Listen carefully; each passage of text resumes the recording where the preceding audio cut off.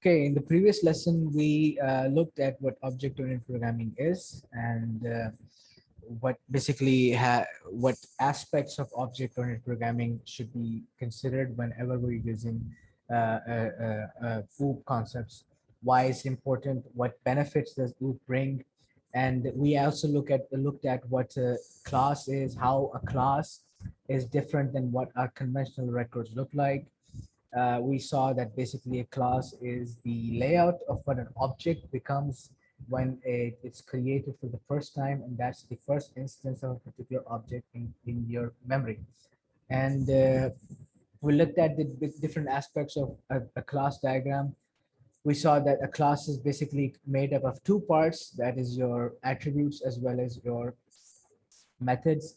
We also saw that the attributes have to be created as private.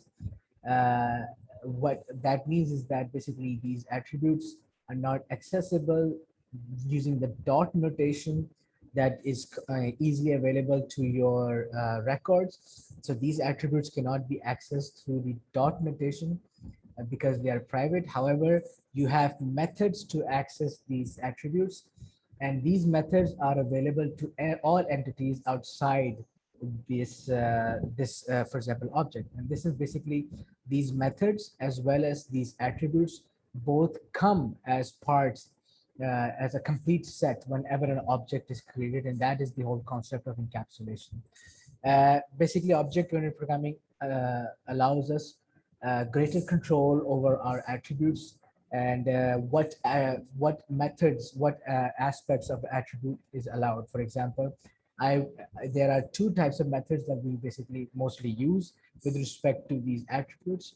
One of them is known as the setter, as the other one is the getter.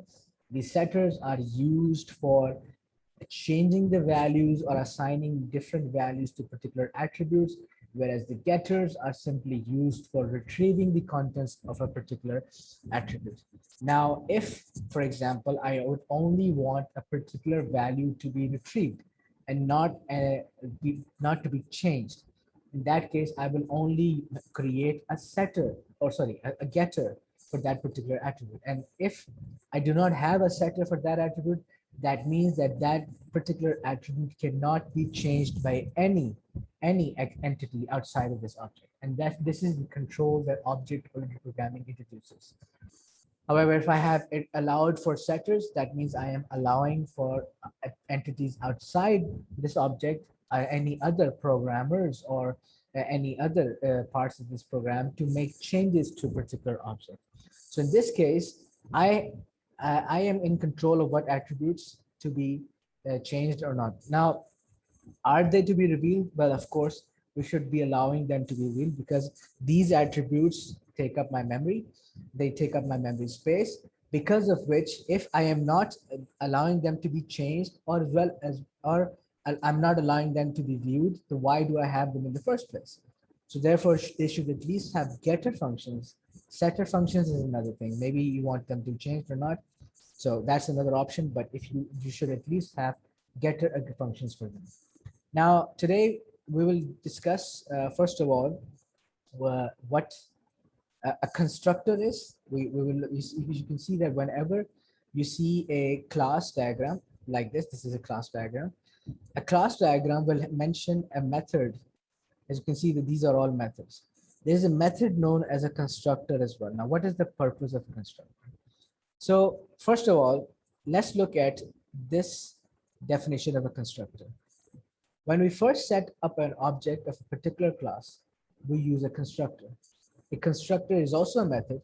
It instantiates the object and assigns initial values to the attributes. So basically, as you can see here in my object-oriented programming version of this Python version of this OOP class, the class's name is car. You can see that I have five attributes in fact. What are these? Vehicle ID, registration, date of registration, engine size, and purchase price. And these will be the types of these variables. Vehicle ID will be of type string, same thing with registration. Date of registration will be of type date. Engine size, type integer, and purchase price of type currency. Now, Python, since does not have a built-in type for purchase price, we're going to assign that as a real number like so. Anyway, so what this is doing here is that basically I am assigning these basic attributes in my Python class. So this is what it looks like when I am defining something in Python. So the class keyword is used there for assigning my car class. So this class, as you can see, this is a keyword. The color has changed. This is what pretty printing does here. So this keyword assigns a car, a class by the name of car. Now this is my constructor definition over here. So def double underscore init double underscore so on and so forth. Okay. Now 2 underscore characters are required before and after the init to define the constructor. So basic syntax of defining a constructor. So this is how, this is the difference that you have, you use in Python to differentiate between a constructor method and any other method. Okay. Secondly, you can see here that I am using self dot throughout the code. Now, what does this self dot mean? Basically, right now, when an object is created, like any other object or any other variable, it will have its own identifier. So for example, if I was to create an object of car class, I may choose to call it my car, but that's only when I create an object. Right now, we are just creating a class definition. So there really is no object yet. There's only this layout of what an object will be. So since I will need to access the individual methods of an object, so I can access methods by an object, and I will use the dot notation to access individual methods. I can do that. I cannot access the attributes because those are private, but I can access methods for a particular object. I will have to use the dot notation. Now, as we did with record, we will use the dot. Since I don't have any name for a particular object right now, I will just simply call it self. So basically, this self in loosely term, it basically means that it's the first parameter in a parameter list for every method as well. Apart from that, this self also mentions that these attributes will link to the attribute that the object that is about to be created. So the object that you're talking about that you will create right now, all of these attributes are linked to that object alone. So basically, it comes back to the object that's being created. So right now, since we don't have a name for an object, we're going to temporarily call it self. So the object, when it's created, we choose a name on its own. We can choose a name, whatever we want, okay, at that moment. Okay, anyway, as you can see here, this constructor method, so this is what it looks like to have a constructor, def double underscore init double underscore. So just like if I create a simple method, for example, this method is set purchase price. This is the method's name. Similarly, if I want to create a constructor, this is what the constructor name should be. And it's always the same layout. Def double underscore init double underscore. Okay, as with all methods, we are allowed parameters. So self parameter will always be mentioned. As you can see here, even though this, for example, this get vehicle does not have any parameters, self will always be mentioned here as well. So at least as in terms of definition, even if you don't have any parameters for a method, you will mention self, as you can see here. But in this constructor, I am actually requiring 2 parameters. These are n and e, for example. By the way, what is n? Whatever I pass the value here, that n will be sent to the vehicle ID for that object. So basically what I'm saying is that at the time of creation of an object, I am to give 2 values. I'm gonna pass 2 values to the constructor. One is gonna be linked to the vehicle ID. The other is gonna be linked to the engine size. So at the time of calling the constructor, by the way, calling the constructor means that now I'm creating an object. So if I'm creating an object, I am required to pass 2 parameters. And these parameters will be n and e, and n will be the vehicle ID. You can call this any other thing. You can call it h or x or whatever you want. But whatever it is, they will refer to the vehicle ID as well as the engine size. Now, apart from this, my registration, this object's registration will be assigned an empty string. Date of registration will be assigned none, and purchase price will be assigned 0.00. So this is default for all objects of a car class. So if you are creating an object for a car class, at the time of calling the constructor, and by again, I repeat, by calling a constructor, what I mean is that I am creating an object. So at the time of creating an object, when I call the constructor, this definition states that I will require two parameters. One will refer to the vehicle ID, the other will refer to the engine size. Apart from these two values, the remaining attributes will be assigned as such. And what the constructor really does is that, as defined before, the constructor is a method that sets up the initial values. So basically, when I create an object of car class, the initial values, namely the vehicle ID, the engine size, registration, date of registration, and purchase price, will all be set up according to this layout. The purchase price will be 0.00 for all objects initially. A date of registration will be none for all objects initially. Registration will be all this empty string for all objects initially, apart from which the vehicle ID will be whatever I pass as the constructor, and E will be whatever I pass as the constructor over here. So this will be the initial values for all objects for of the car class. And this is what the constructor does. It assigns the initial values and creates a space in the main memory where this object will be by giving its initial values. That's the purpose. It basically constructs your object in your main memory. That's the purpose of the constructor. Now, one important detail is here that I already mentioned, that why we're writing self here. We're using self a lot. Whenever we're accessing individual attributes in the class definition, we're talking about self, because right now there is no name for the object and we're basically referring back to the object that we're creating at this moment. So we're going to call it self as a definition.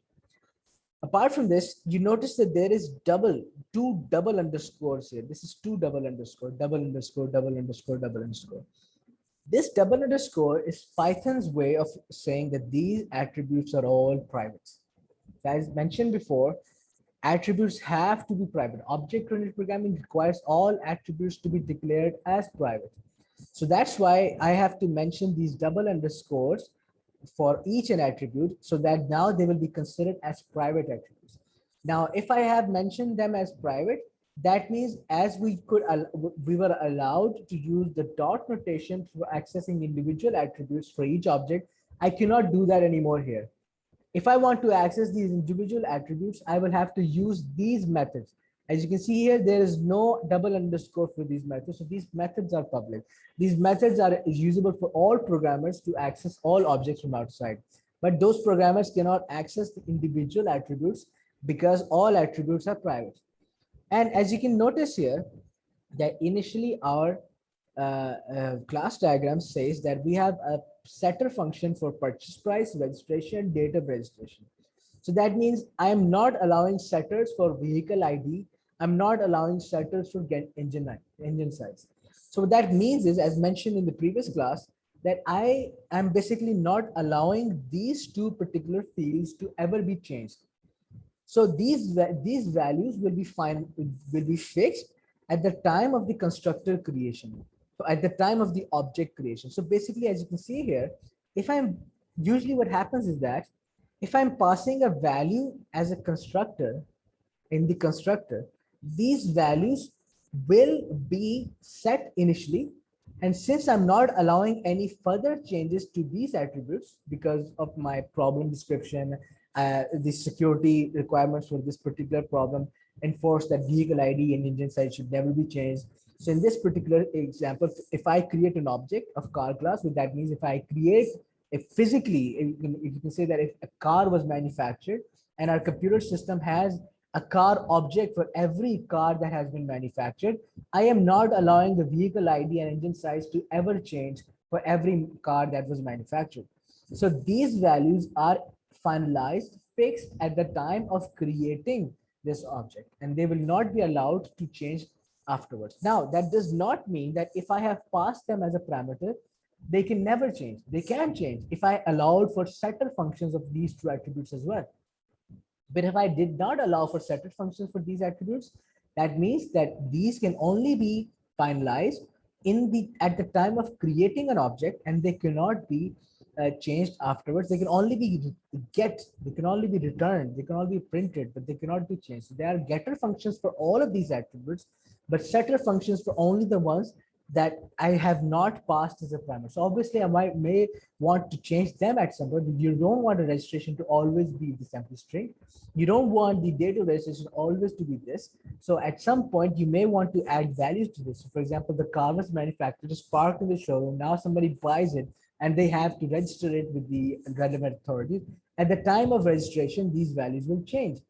They cannot be finalized. However, the vehicle ID and engine size at the time of manufacturing of the car should remain constant. And this is what the object and this computer system that registers cars is enforcing this. So I hope the reason of passing parameters to a constructor, why these double underscores are used, and what is the overall purpose of a constructor is. Again, just to repeat, the constructor basically constructs every object.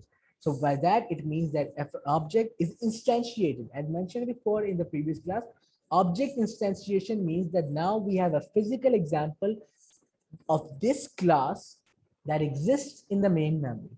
Now, the constructor has established a space in the main memory that is large enough to hold all of these values.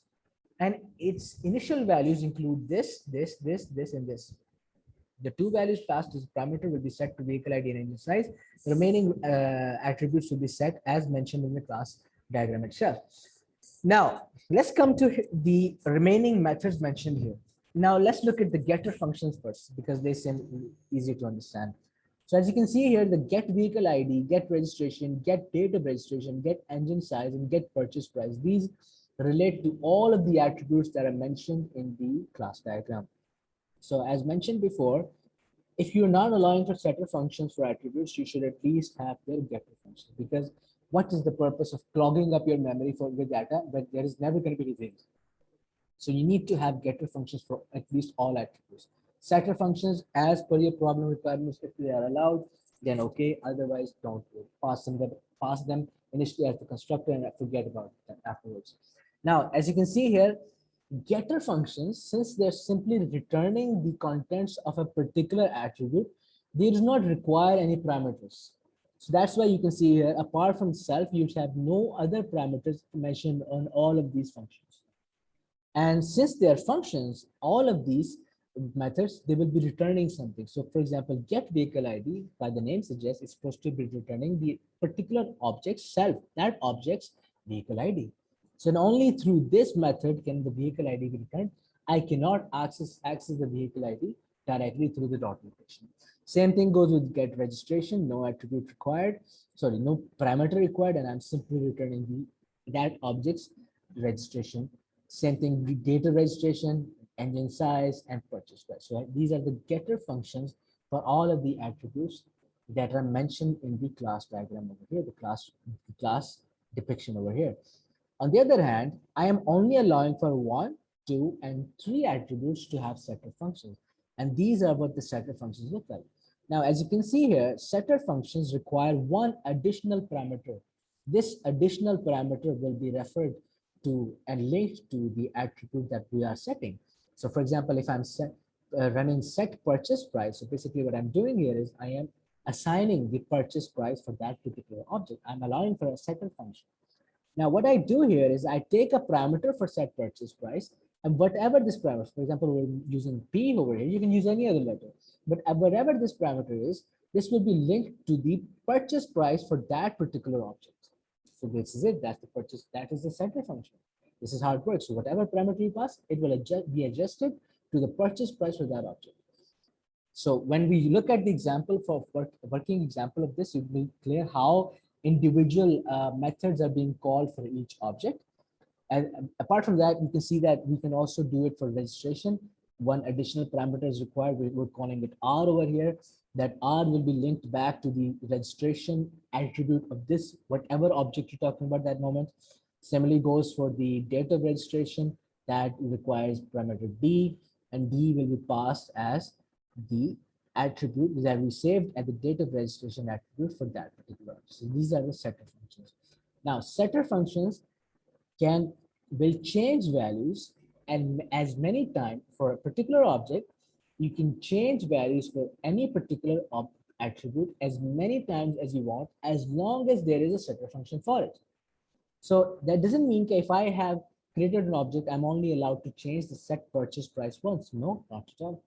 However times I will call set purchase price for that particular object, it will assign a new value to it. So any number of times you want to change it, you can change it. However, the setter functions, the attributes for which setter functions do not exist. For example, in this this class definition, vehicle ID and engine size do not have setter functions. In this case, I am only allowed to assign values to these two attributes only once, and that is only at the time of the creation of the object, not afterwards. So if there is a setter function, you can change it any number of times during the existence of that object. So this is basically the Python's version of how an object is created. So now let's look at Python. Let's actually create an object of our own, sorry, a class of our own, and let's try to implement that in terms of Python as well.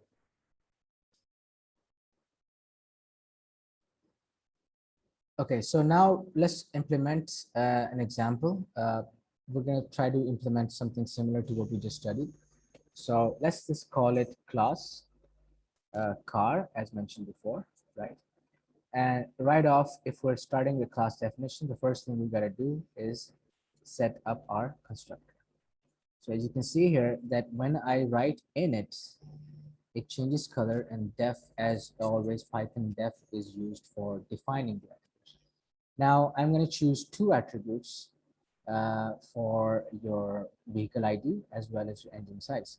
So as mentioned before, we're going to need self, the attribute that we always, for example, have to mention, even if you have no attributes, no parameters. Sorry, I'm saying attributes, but what I mean is parameters.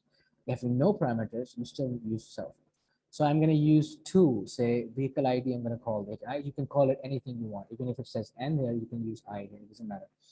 Vehicle ID will be be linked with the parameter I, and we want engine size, I'm going to call that E. It just makes sense. Okay, after that, now I need the attributes themselves. So self double underscore, I'm going to call it VID. So this is my vehicle ID. So vehicle ID will be instantly assigned with whatever is passed as a parameter over here. Self double underscore, and we have engine. We're going to call this right over here. And whatever the engine attribute for this object is, E will be saved here. After that, we got purchase price. We're going to just call it price. And we're going to call that as a real number.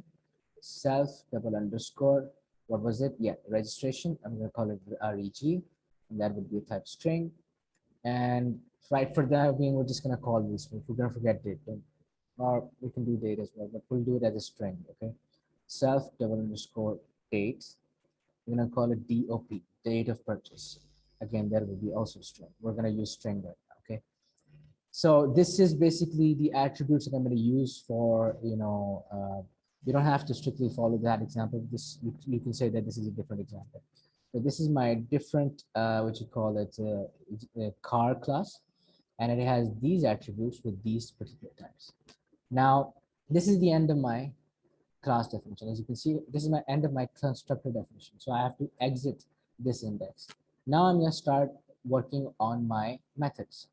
So as always, I'm going to need getter functions for all of them and setter functions for only two of them. So let's begin with the setter function first. Set price is going to require one parameter apart from self. And what we're going to do is we're going to say self dot double underscore price is equal to P. So whatever we pass as a parameter, that's going to be saved here. Then we got set reg. We're going to call that self. We're going to give it an R. So whatever is parameters passed, we're going to give it set to reg equal to R. Like so. And after that, we got set DOP, self, and we call it D. And that would be saved in self double underscore DOP as D. Okay. So now we're done with the setter functions because the rest of the two attributes only are going to be passed as a constructor. So what we're going to do now next is simply assign the getter functions. So we're done with the setters. I'm just going to add a comment here just to highlight that this is the setter function, certain. These are my setter methods. Now let's go for the getter methods. These are my getter methods. Okay. So for getter methods, we're going to say get price first, as no attributes required, obviously. Simply what we're going to do is return self double underscore price. So after that, we got get reg. So we got a self, which required, return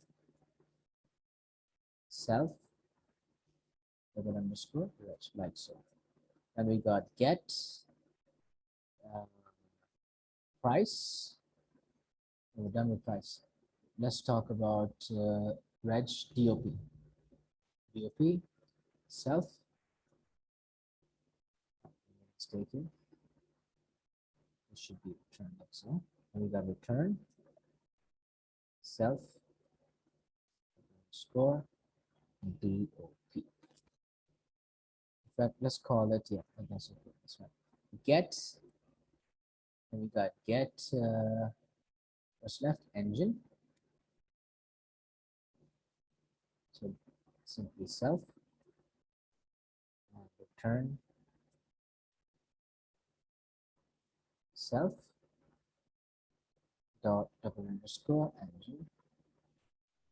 And we got one more, that is the vehicle ID. Get ID self return self underscore sorry v ID. So that takes care of all attributes. We got 1, 2, 3, 4, 5, and 1, 2, 3, 4, 5 getter functions. Okay. So as far as my class definition goes, this is all there is to it. There's nothing more. Now let's see how they're used. So obviously I'm going to start a main program. I'm going to start working there. So we're going to use this. If we plan on using these classes in our main, we have to define this first. So basically that's why my sequence of codes shows that I have first defined the class before using it. So now let's just say I will create a class object of name my car. Now my car is a car and it has now at the time of creating a constructor, now this is me calling the constructor for car class. So this is what it is. I'm my car of type car. Okay, my car of type car. And we got the two values. As you can see here, the constructor requires that I have to enter two values. So a vehicle ID and an engine size. So I can call the vehicle ID, say we can say LE 168672. So this is my view. Since we're going to assign it string, by the way, you see that there is no type defined here. We have a type defined for price, registration, and DOP, but not type here. Because right now there is no type here. So as Python works, the way Python works, the type of variable is determined by the first value that it's given. So now at the time of running this constructor, I'm going to give this vehicle ID this type of data. So from here onwards, the type for vehicle ID will remain as string. So this is my first parameter. The second parameter is E, which is the engine. So we're going to call this value. So we are going to use the engine size value. Maybe we want to at future some point we may want to calculate duties based on engine size. So that's why engine size should be an integer type data. So this 1500 will be chosen like this. So the string will not allow arithmetic operations, and I really don't have to do any sort of arithmetic operation on the vehicle ID, so we can keep that as a string. Whereas engine size, it can be used for calculating duties based on engine, and that is arithmetic operation that requires arithmetic operation. So that's why I'm going to keep the engine size as integer. So this is the creation of one object of car class by the name of my car. Okay, so basically what we should do is what we can do is simply call my car, since I've created an object, my car dot set price. Now for the set price, I can simply pass a parameter over here. So for example, I can pass a parameter like 54,000 over here, 0.50, like this. But that's usually not a good practice. You should allow the user to give in some input. So, and in fact, we should do the same thing over here as well. We can do this. Say temp ID, we're going to define a variable of type string, and temp engine type integer. And what we're going to do is we're going to ask the user for an input. Temp ID is equal to input, enter vehicle ID,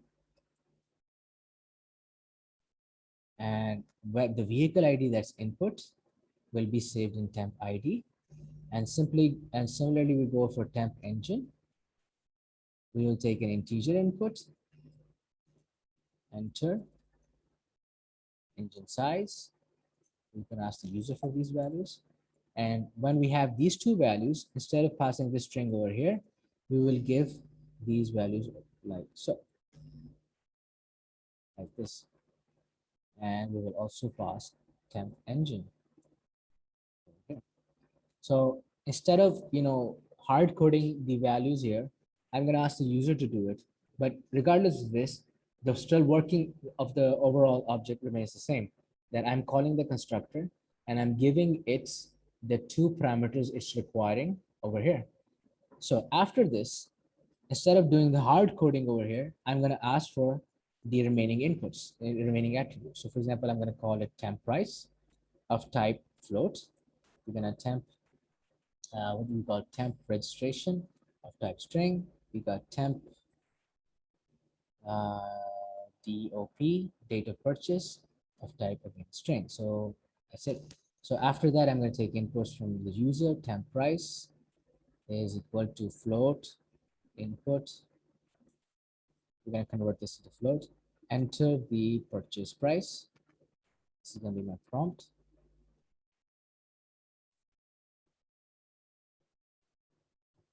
After that, we got temp DOP input. Enter the date of purchase. Like so. And temp registration, we got input. Enter the name of registered owner, like this. Okay, that takes care of that. So two attributes were passed as a parameter. The remaining three attributes I have taken as an input. Now I will pass these attributes to the setter functions. So let's call the set price method first. So my car, my object's name is my car, by the way. So my car set price will be given the parameter temp price, like so. My car dot set DOP will be given temp DOP, date of purchase. My car dot registration REG set reg will be assigned temp reg, like so. And after this line over here, I have an object in my memory by the name of my car with all of the values filled, all 5 attributes filled. So I have tested my setter functions. I have run the setter functions. I have run the constructor over here. This is how the constructor is being used.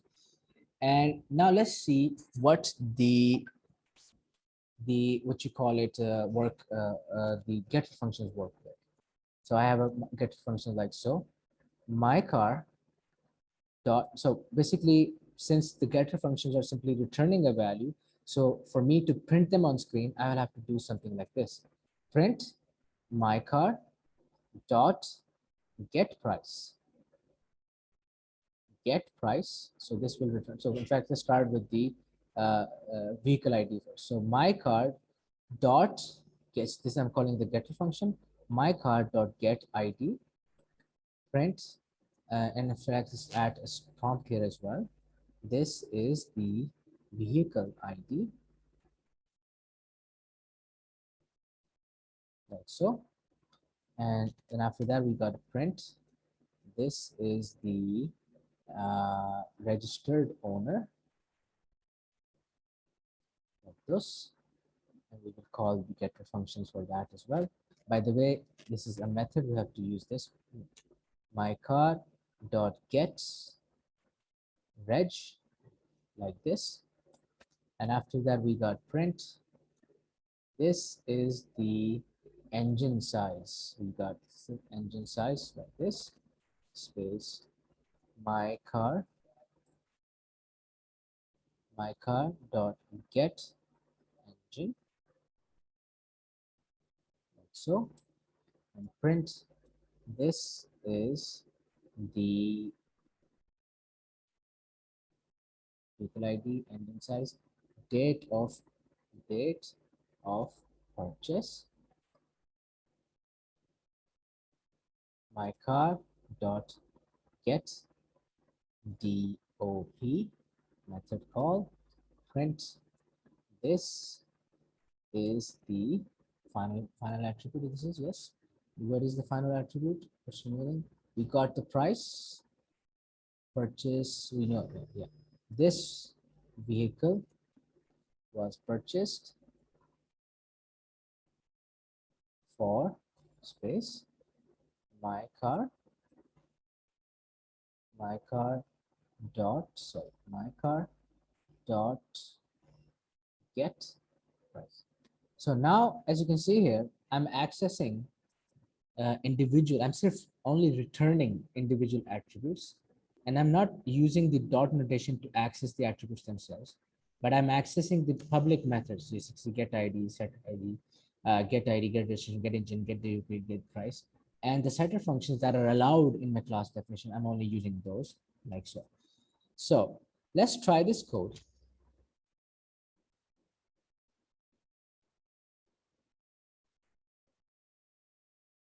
One thing we forgot, that these are, since methods, we have to write the def keyword here. So we have to write def for all of them.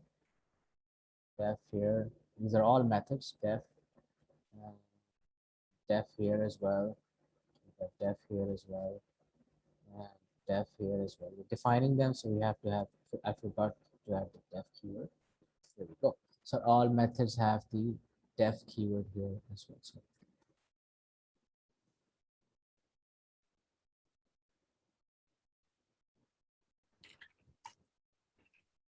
okay, so let's now test this code. I'm going to call this program, I'm going to call the main function over here. So let's run this.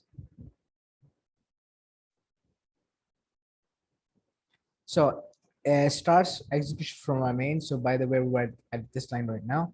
So he's asking me to enter vehicle ID. So I'm going to enter vehicle ID L16A8672. That's the vehicle registration over here. And then we got enter engine size. We're going to give it this. And we got a purchase price. We're going to give it, say, 50,000. Yeah, 50,000 like this, .55, something like this. And date of registration or date of purchase, we're going to give it like 01/01/16. And name of registered owner, we're going to give it a name here. So far we're at this line over here. We got a name. So what it did was it ran the set price method for all objects. Now afterwards, I ran all my get price methods over here.